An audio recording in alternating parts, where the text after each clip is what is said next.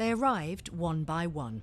Slowly at first, but over the last 2 weeks, thousands of handwritten messages of support have flooded in here. And now, one by one, they're being taken away.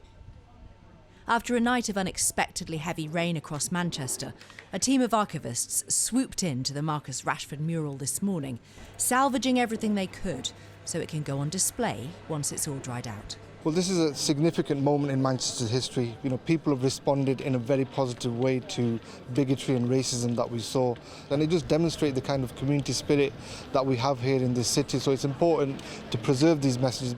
The heartfelt messages began to arrive after graffiti appeared on the mural here in Withington, and Rashford and his England teammates suffered a torrent of racial abuse on social media after missing their Euros final penalties. Everybody that we've spoken to on site, the one question that they've had for us is what's going to happen to it and is it going to be kept?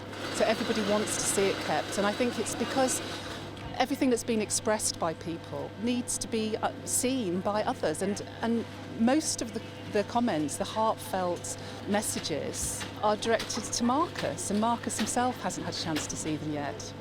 So much love and care has been taken to make every one of these messages and pictures, and the same amount of care is now being shown by the archive team here as they painstakingly collect every single one of them and store them between individual layers of plastic. So they're preserving not only a spontaneous work of art, but also an important part of the history of this city.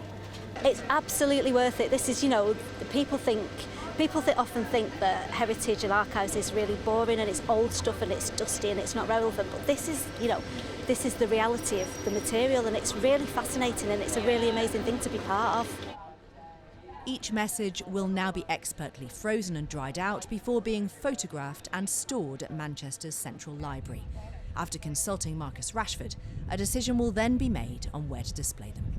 Catherine Jacob, 5 News, Manchester.